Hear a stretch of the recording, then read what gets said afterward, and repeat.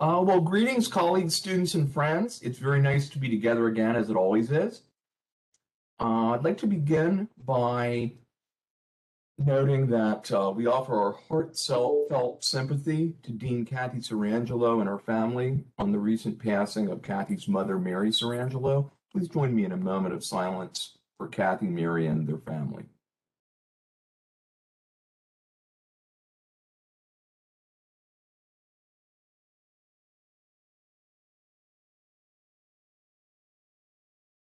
Thank you. As usual, in order to speak during today's meeting, please raise your hand with the hand raising notification icon during the comments and questions portion of the meeting. Alexa Riano will let us know who would like to speak, and then Willie Shire will unmute speakers one at a time. Thank you, Alexa and Willie. On Thursday at noon, our virtual commencement ceremony will debut, and it will be available to view on YouTube at any time thereafter. As most of you are aware, we're also planning to hold graduation walks beginning Monday, May 24th through Thursday, May 27th. Graduates will have the opportunity to receive their diplomas and take pictures in small groups on those 4 days. And on each day, we'll be holding grad walks between the hours of 11 a.m. and 1 p.m. and again between 4 p.m. and 6 p.m. at the Culinary Conference Center. There will also be a tent at the Culinary Plaza Park for pictures and an opportunity for some reception. We congratulate all of our graduates, their families and loved ones, and the faculty and staff for teaching, mentoring, and supporting our students. This is why all of us, of course, are involved in college life. This is the outcome of everyone's efforts. I want to do a shout out to Veronica Gerasimo and her team for their stellar leadership of these commencement celebrations under less than ideal conditions. I also am happy to say that we really are optimistic that our next commencement will return to a traditional on-ground celebration, hopefully at Red Bull Arena in Harrison, as we had planned prior to the pandemic. We were all ecstatic to learn recently that 2 Hudson County Community College students have been awarded 2021 Jack Kent Cooke Foundation undergraduate transfer scholarships. We congratulate Adam Alameen and Pedro Moranchal for this transformative achievement. They're 2 of just 72 community college students out of millions of students at 1,200 community colleges across the nation to have been selected as this year's Cooke Scholars. Adam and Pedro each will receive up to $40,000 per year towards tuition, living expenses, books, and required fees for up to 3 years in order to complete their bachelor's degrees. And then they'll be eligible to apply for $70,000 in scholarship funding for graduate school.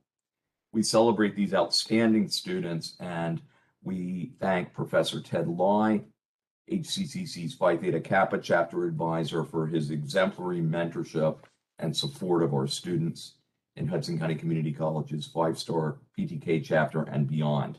This marks the 3rd consecutive year in which HCCC students have been selected as Cooke Scholars, and it's the first time our college has had 2 students selected in a single year.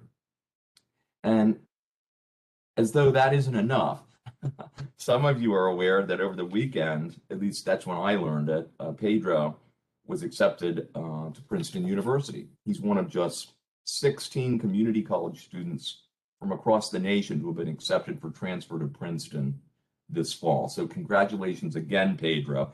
And I want to note that we celebrate many achievements of HCCC students as we continue now daily to learn about graduate school acceptances, new jobs, and other milestone accomplishments. Students, you make all of us, trustees, faculty, staff, other students, families, and beyond, loved ones, you make all of us exceedingly proud. As we conclude the academic year, we prepare for leadership transitions in a number of areas. On behalf of the entire college community, I'd like to thank Lauren Drew for her outstanding leadership of the All-College Council over the past 2 years. And we also thank outgoing ACC officers Angela Tezzo and Kathleen Smith-Wenning. And to the new officers of the All-College Council, Dr. Peter Cronrath, Sharon Daughtry, and Karen Galley, welcome. We all look forward to working with you next year. I'd also like to take this opportunity to thank Christian Rodriguez for the great work he's done as SGA president. Christian's offered informative and articulate comments at each meeting of the Board of Trustees, and it's really been a pleasure to observe his enthusiasm and his involvement in student life. And we look forward to Christian's continued involvement in the life of the college. His future, like the future of all of our students, is very, very bright. As you're aware, many members of the college community have been working with consultants over the past 2 years on a complete redesign and modernization of the college's entire website. We launched the new site last Friday. I don't know if we ever really believed it was going to happen, but it did. And we're going to continue to develop and refine the site, obviously, going forward. This truly has taken a village, and we thank all members of our college community who have contributed to this phenomenal achievement that will serve the college and community exceedingly well for years to come. I want to offer very special thanks to Vice President Lisa Doherty, Director of Communications Jen Christopher, Website Manager Omar Williams, and part-time web developer Christopher Fontanez, who have led and supported this project of Herculean proportion, truly Herculean proportion. I want to say a special word of gratitude to Omar and Christopher, who have been working literally around the clock, making sure this site was ready, the thousands and thousands of pages. It's just really been just beautiful to watch this unfold. So in a moment, I'm going to ask Lisa, when she speaks about the RTC Task Force, to also discuss briefly the new website. It's a great pleasure for me to congratulate our valued, long-serving faculty colleagues, Joseph Caniglia and Dr. Patrick Moore, who've been promoted from Associate Professor to Full Professor of Academic Foundations English and Psychology, respectively. The Board of Trustees approved these promotions at their meeting last week with the full support of the Promotion Committee, Vice President Darrell Jones, and the Board Personnel Committee. Joseph and Patrick, thank you for your dedicated teaching, scholarship, and service, and your tireless, longtime support of our students and our college. Last week, the board also approved the appointment of Uris Pujols to the inaugural position of Vice President for Diversity, Equity, and Inclusion at Hudson County Community College. The creation of this leadership position and the establishment of an Office of Diversity, Equity, and Inclusion represent milestone outcomes of best practice work across the college and community. We thank and celebrate all across the college who are engaged in this work that is serving our college community and the larger community in truly myriad ways. Congratulations, Uris. We look forward to your leadership and support in this exceedingly important new cabinet role. Our new Office of Diversity, Equity, and Inclusion will be located on the 6th floor of the Gabert Library in the space formerly occupied by Dr. Darrell Jones and previously by Dr. John Marlin. Recently, Dr. Noah Brown, who is President and CEO of the Association of Community College Trustees, called Trustee Pamela Gardner and then me to invite HCCC to lead part of a half-day session at an upcoming ACCCT Virtual Diversity Institute in late June. I don't know about you, it's hard to say HCCC and ACCT. I'm doing my best. But this is a really big deal. We've been asked to speak about the work that's happening at this college as a national best practice. And this invitation is the result of Trustee Gardner's sharing and discussion of our President's Advisory Council on Diversity, Equity, and Inclusion and college-wide DEI initiatives with the ACCT Committee on Diversity, Equity, and Inclusion. As many of you know, Trustee Gardner is an elected member of the ACCT Committee representing the Northeastern United States.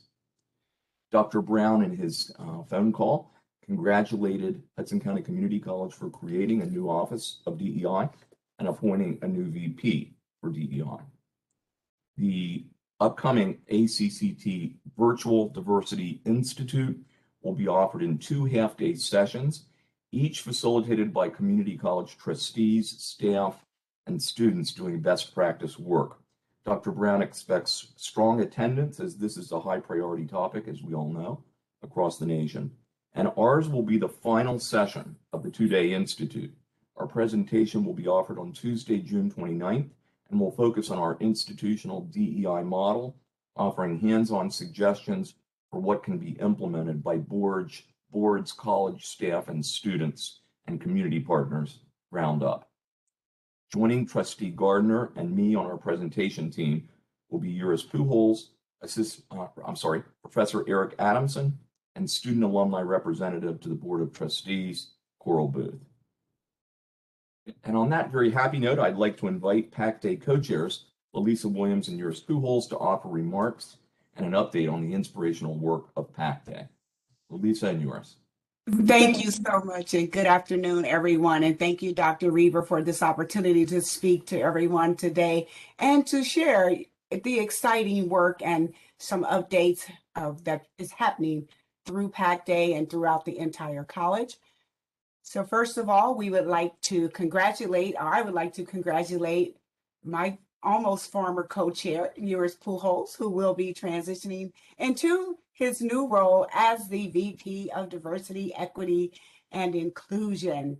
And so this was seems like a year-long work and effort to work through the formal recommendation and then have, the president to sign off on everything and others that also had to look at it and to actually bring it to a conclusion. So we're very excited about that. As you know, he will take over his new role on July 1st. But we look forward that PAC Day will continue to collaborate with the new office and work with Uris closely as he assumes his new role. I also want to let you know that we have completed finally the official draft for the action plan that members of PAC Day are now able to review and offer feedback. And we are also planning to have a version of this document out to the entire college community very quickly. Also, we want to move towards opening of the office as we move toward opening of the office for DE&I. And we are asking any of the members of our current PAC Day committee to self-nominate. They can self-nominate themselves or they could nominate someone else to fulfill the remainder balance of Uris's 3-year tenure. The co-chair served for 3 years. So if you have any questions about that, please feel free you can reach out to either one of us on that. We'd also like to share that on Wednesday, May the 12th, the Vice Chair of the Board of Trustees, Bakari Lee, was our featured speaker for our closing session of Our Stories Untold.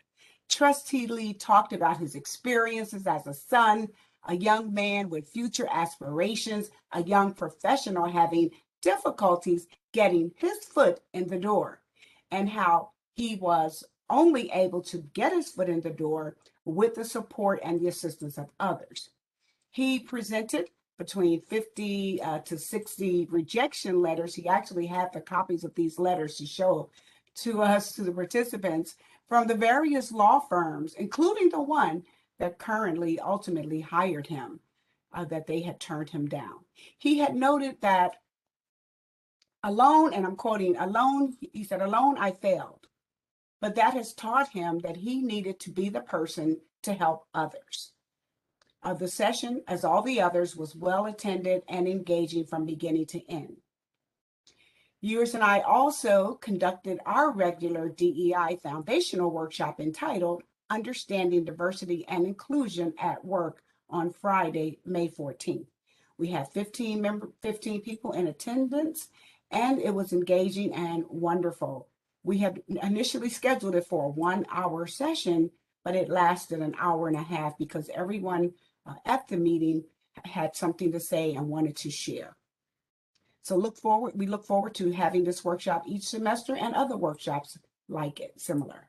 So now I would like to pass it on to my partner, Uris Pujols, so he can discuss other things coming down the pipes. Uris, take it away.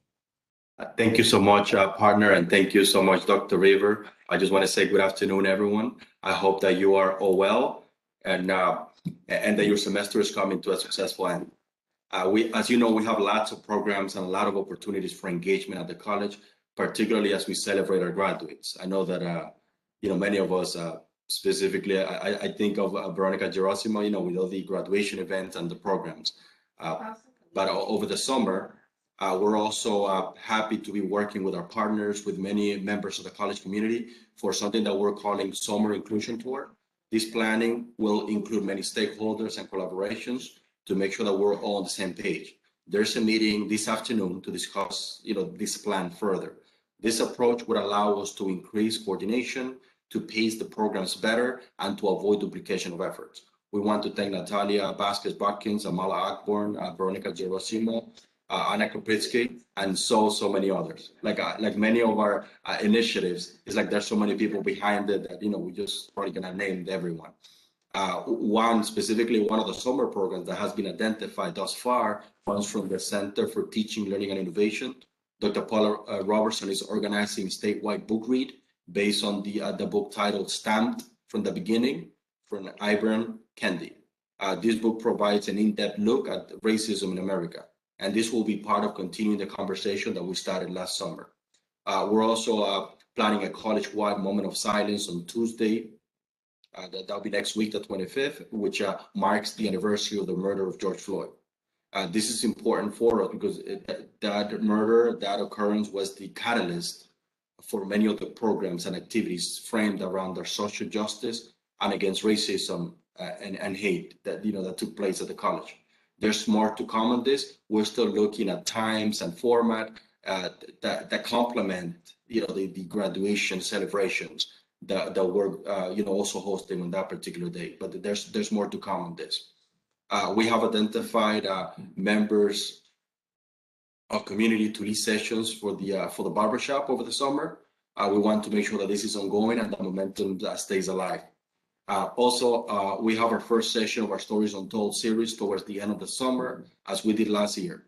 Anna and Lelisa and I were talking about starting on September again, but last year Dr. Clark presented towards the end of the semester, towards the end of the summer, and we had over 60 people attend. So, the program was very well.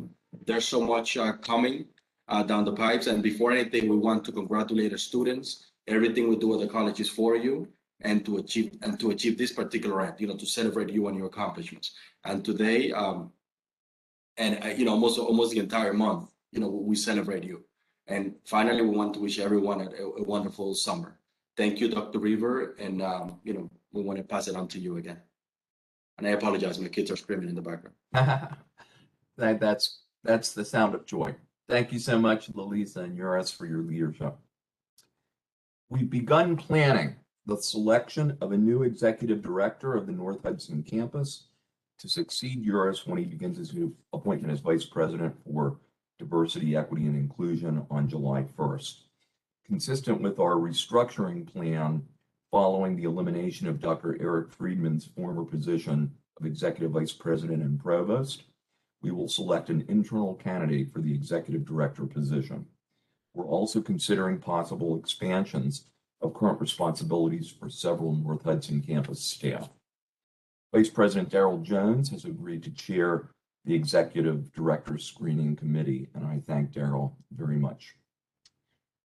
Our Return to Campus Task Force continues its phenomenal work to lead, advise, and support our community and to plan for our new normal this fall and beyond.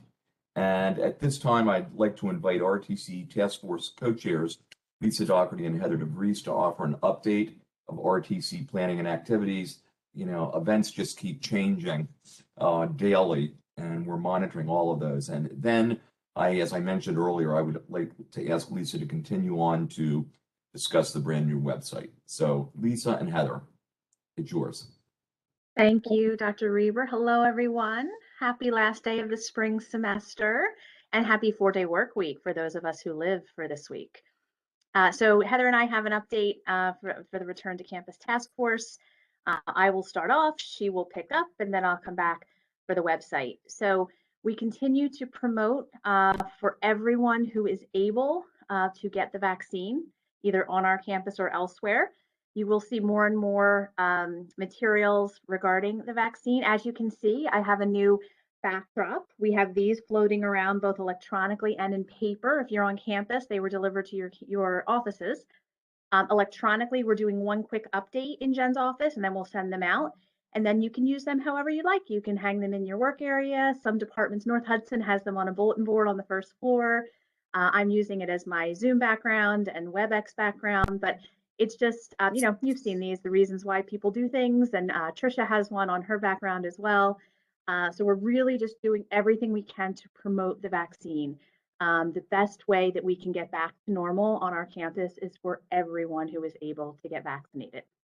So we also have pins being ordered. They'll be coming very, very shortly, and we encourage you to participate with us. Put it on social media. Don't be shy about getting the vaccine, why you got the vaccine, and the good, the bad, and the ugly. I'm happy to report I got my second shot Friday. Felt like $1 million on Saturday. So there seems to be no rhyme or reason. I know some of you have not been that lucky.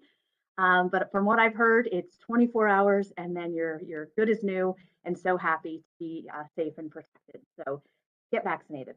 The North Hudson Community Action Center Corporation has been a tremendous partner to us, to help our community get vaccinated. As you know, they are no longer giving first shots at the Journal Square location, but they will continue with second shots until the schedule runs out. So anyone who got their first shot at Journal Square should absolutely return for their second shot on their assigned dates. I'm getting questions about what time should I go? Do I need an appointment? You just go between 9 and 3. So if your second shot is scheduled for Friday the 21st, go anytime between 9 and 3 on Friday the 21st. They do continue to have a presence at the North Hudson campus, Monday through Friday, 9 to 3. In a few weeks, around June 14th, the week of June 14th, they will go down to a 3-day schedule. So just be aware that you'll have more limited access. The week of June 14th, they go to Monday, Wednesday, and Thursday. And then they will not be present once we return. We have our full return August 16th. They will likely not be present on the North Hudson campus, so that we can turn that student lounge back over to the students and get back to normal. So we really thank Joan Quigley and others. Joan Quigley and others who have made it really helpful and really accessible for our community. So that is an update on the vaccines. The new CDC guidance. So who would have thought that this summer might be as wild and crazy as last summer for those of us that are deeply involved in this process? The CDC did release new guidance that fully vaccinated people no longer have to wear masks. However, state guidance and state executive orders really trump the CDC guidance. And up to this point, Governor Murphy has not released the mask mandate. He still has the executive order in place. So in that case, we will continue to require masks on all of our campuses and inside all of our buildings. Heather and I have a 1 o'clock call. I will hop off for the 1 o'clock call with the Council of County Colleges, because we assume this will be a hot topic today in terms of what we do if and when the mask mandate goes away. So stay tuned. We know that everyone is eager to know if we'll make any changes to our protocols regardless of the governor's mandates, but we do not know yet. So we, at this point, are still in line with the state requirement to wear masks indoors on all of our campuses at all times, and recommended to wear them outdoors. And we will keep you posted on any new news in regards to that. And finally, before I turn it over to Heather, I will just say it has been so wonderful to see more and more faces on campus the last couple of weeks. In student affairs, we have sort of a rolling schedule. New people come back every single Monday, and it's just so exciting to walk in and see new faces that we haven't seen in really a very long time. And we have the grad walks in a couple of weeks, which will be another opportunity to see people in person. And you can just feel, although there's still some, of course, some anxiety and stress regarding it, it's just really very nice to see more and more people on campus. So I look forward to seeing those who I have yet to see. And now I will turn it over to Heather. Thank you so much, Lisa. I have a few quick points pertaining specifically to kind of sustaining that momentum of our gradual return to campus and our planning for our full return to campus on August 16th. For those who oversee functional areas, this is kind of a public service announcement. We've mentioned it in a few different fora previously, as well as in a few different communications. But for those who oversee functional areas, if you have not yet reached out to Ilya to schedule a walkthrough of the area to kind of assess the area and assess what you might need as the gradual return continues and the full return on August 16th, please do so immediately. Again, this way it allows time to have a full assessment, to make changes if necessary, and in particular to get those orders in. If anything like plexiglass or anything of that nature needs to be ordered, there's adequate time to get that paperwork done and have the items ready to go for as people return, and then again for August 16th. I know those who have engaged in walkthroughs with Ilya have found them really, really helpful and really productive. So again, if you haven't reached out to him yet, please do so. Our HR working group, the Return to Campus Working Group, co-led by Anna Kapritsky and Amala Ogburn, have put together a really great kind of checklist of items that really expanded on what Lisa and I had shared in a previous Return to Campus communication. I believe it was the April 22nd communication. About, again, things just to think through, steps to take as you prepare to return to campus or return to campus in an increased capacity. So keep an eye out for that. And then they will also be working on updating or offering additional kind of training sessions, again, with what to expect returning to campus, especially as we approach the start of fall semester. Finally, as we're keeping a close eye on all of the governor's actions, we are keeping a close eye on the 3 feet versus 6 feet social distancing. We are prepared for both. We have capacity studies and data and everything we need for both. And we remain hopeful that for fall, it will be 3 feet or better. But again, we're keeping a close eye on the news coming out of Trenton, and we are prepared. We are prepared based on whatever he comes out with. I believe that is it for Return to Campus. I will turn it back over to Lisa for website. Thank you, Heather. So the website went live, as you know, Thursday night and Friday, and I'm sure many of you have spent time perusing it on both your computers and your mobile devices. It's just beautiful. I hope you agree. We love it. We're so excited. I know there was a huge sense of relief for many of us heading into the weekend that it was up.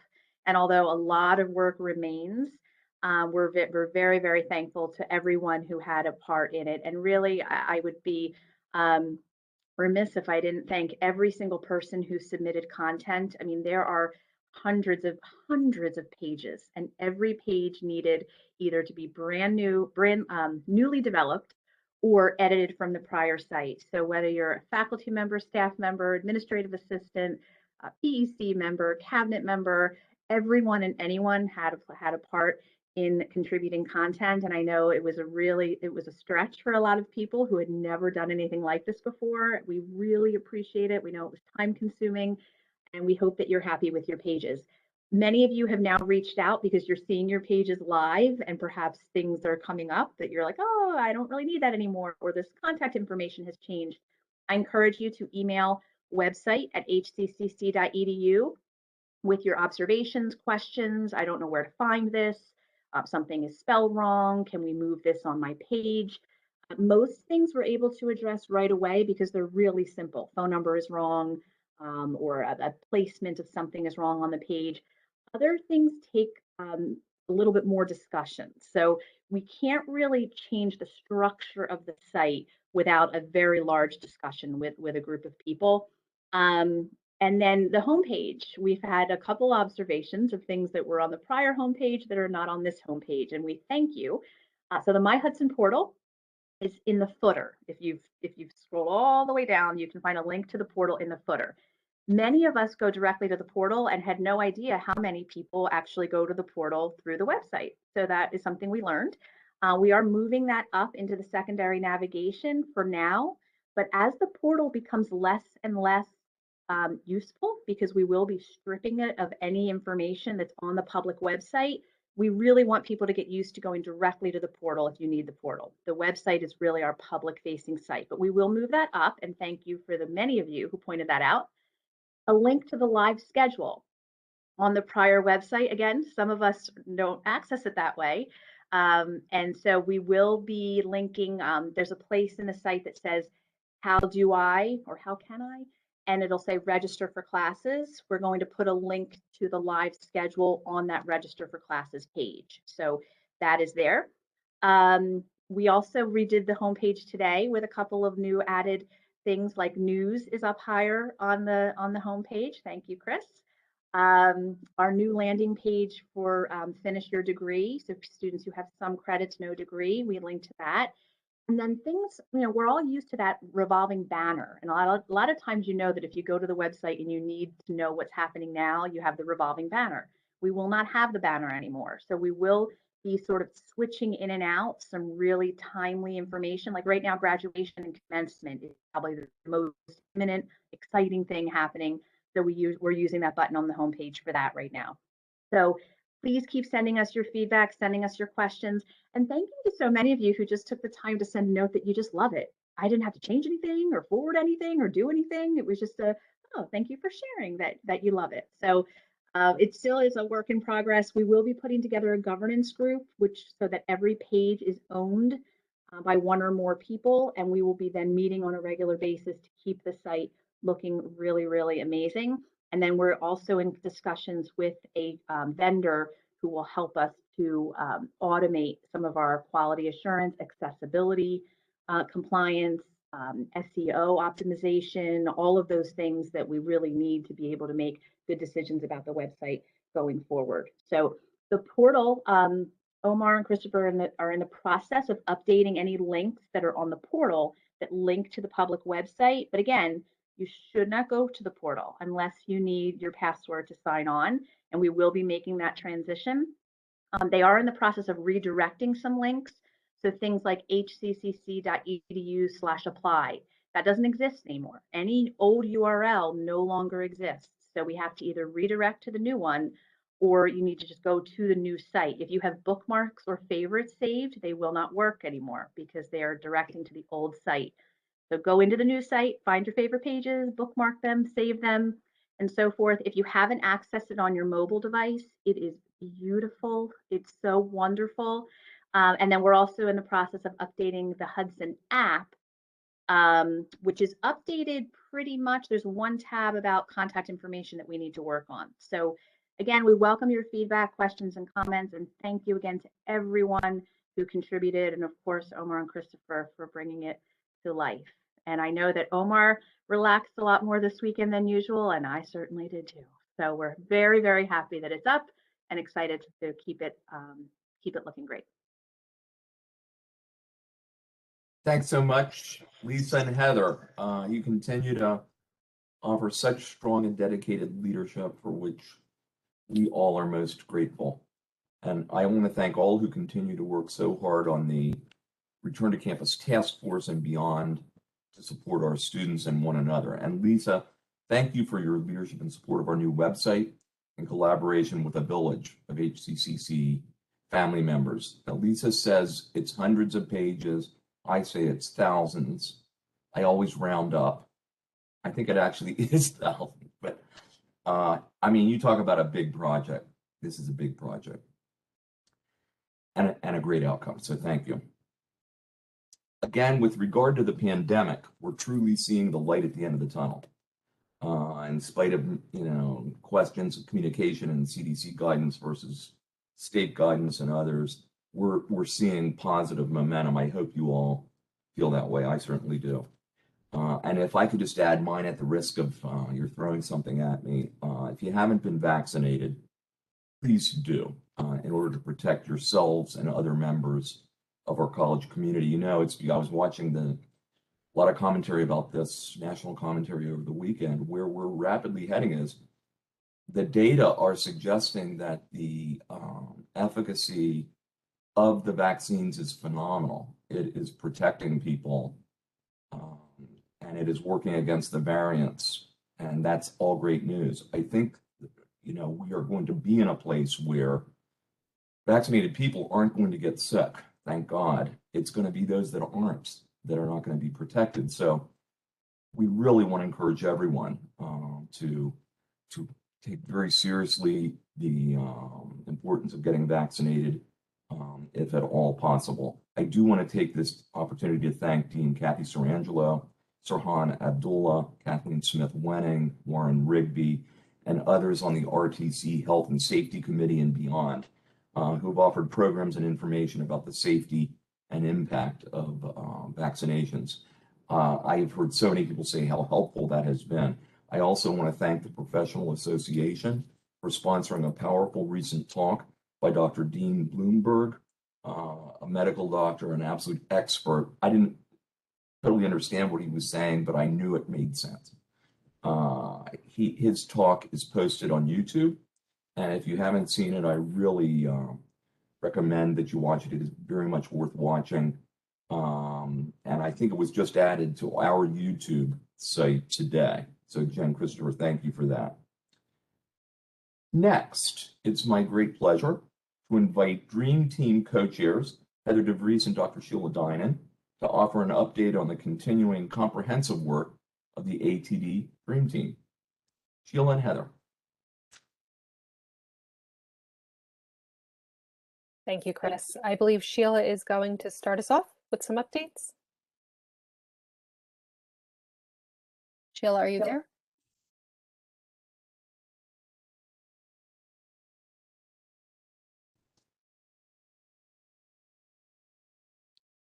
Okay, we'll switch order. We're flexible. Our kind of with the academic year winding down and drawing to a close, we're kind of at that point of reflection of this past year, and really thinking about kind of what's next with our third year of Achieving the Dream engagement, which is hard to believe. So we are actually expecting from Achieving the Dream tomorrow. We're the reflection template that we need to complete and submit to them. It is due, I believe, June 30th, and we will work closely and collaboratively with the Dream Team, and the HOW teams, just as we did with the development of our Student Success Action Plan this time last year. Hard to believe that was a year ago. To really develop this reflection template. I don't think either of us really know what to expect from this reflection template, but we do know we will complete it collaboratively and circulate drafts, and then absolutely post the final version to our brand new Achieving the Dream webpage on the new website. It's gorgeous. We're very excited. And then also we are starting to look towards Mary and Renee's next visit, their first visit of year 3. We're aiming for October, thinking that's kind of a good month weather-wise and schedule-wise.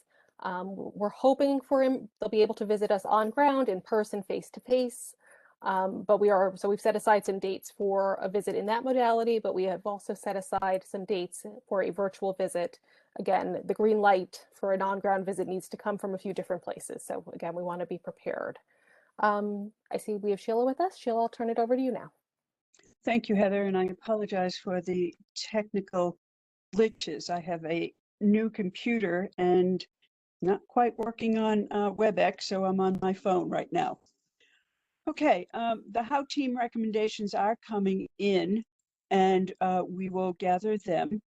And before we have all of them completed, Heather and I will meet next Monday with the HOW team co-leaders, just to make sure that they're on the same wavelength and the same page that we are asking them to submit information on the work that they have been doing all year.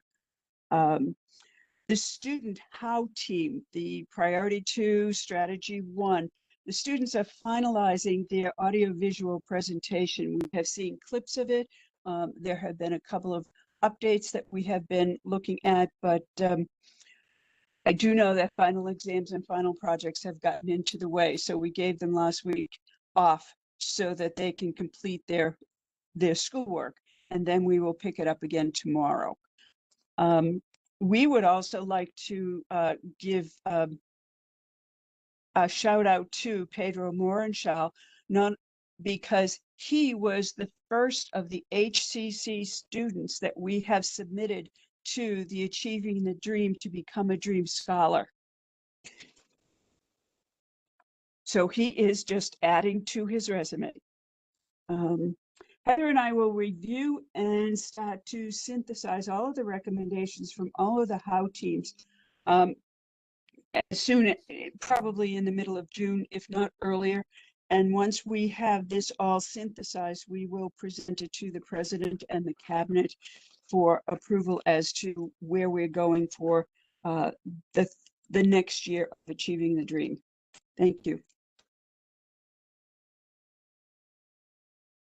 Thank you so much, Sheila and Heather, and we thank all who are involved in the Dream Team, HOW teams, and in student success work throughout the college. On May 6th, the Board of School Estimate of Hudson County Community College held its second meeting to act upon HCCC's request for a $956,000 increase in county appropriation funding next year. This is operating funding. And I'm pleased to share that the Board of School Estimate approved our requested 5.3% increase in the county's operating allocation to Hudson County Community College for fiscal year 22. This is in-base funding. This funding, frankly, will help us mitigate any future challenges with our keeping tuition and fee increases at zero. The county has just been such a phenomenal partner and supporter of this college. I do want to thank Veronica Zeitner, Nicholas Chevrolotti, and Jennifer Oakley for their leadership and support for our successful presentation to the Board of School Estimate that also led to the board's approval of more than $5 million in new capital bond funding through the state's Chapter 12 program. And as you're aware, the college has been planning for our next capital project, which we call the Academic Tower, for the past 5 years. It's a complex, multifaceted project that will bring exciting new spaces and opportunities to the college when completed. We've been making very good progress on the planning, and in particular, recent progress on the financing planning for this new facility. This is with the strong leadership of Board Chair William Netchert, our Board Capital Projects Committee, and Dr. Nicholas Chevrolotti, among others. And I've asked Nicholas today to offer an update on our tower plan. Dr. Chevrolotti. Thank you, Chris. Good afternoon, everyone. As I believe everyone's aware, the college's master plan calls for the construction of a new academic tower on the current site of our Jones and Enos parking lot. At the most recent Board of Trustees meeting, a resolution was approved to enter into a memorandum of agreement with the Hudson County Economic Development Corporation. The purpose of this agreement is to pursue funding opportunities through the state of New Jersey's new tax incentive program, and we believe this may provide resources for our project, specifically for the construction. Additionally, the HCCC will work with us to conduct a request for expression of interest for the air rights above the tower. As some of you may know, our tower is designed to go up about 11 stories, but by right, we can build about a 20-story structure. Therefore, we think there's some value in those air rights, and we're just trying to see if anyone else agrees or is interested in talking to us about them. Once again, we're pursuing all potential revenue sources. As you may also recall, we have been working with the Jersey City Redevelopment Authority in an effort to sell 162 and 70 Sip Avenue. These discussions continue, and we hope to have an update in the next 30 to 60 days on what the progress is and where we are in those discussions. Despite all these recent activities, just on behalf of Chris and the administration, want to assure the community that there are a few issues that remain a priority for us. First, the academic tower is not just a new shiny building. As I think everyone recognizes, it will allow us to better serve and support our students. This is why its construction is a priority. Second, we need to address, and Chris has emphasized this on multiple occasions and very clearly, we need to address the parking situation simultaneously to the development of this project. Third, because of the severe lack of space, we will not vacate any buildings that we currently occupy until we have an identified long-term home for those employees and activities. I hope this is helpful. I understand it's a complex real estate transaction, but I hope it's helpful. And if anyone has any questions, I'm always available to discuss this project. Thank you, Chris. Thank you, Nicholas, so much. I believe this project is going to happen.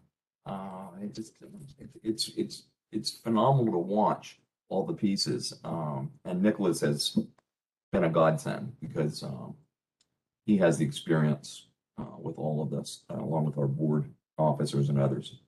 So now we're going to open the meeting to questions, comments, and celebrations.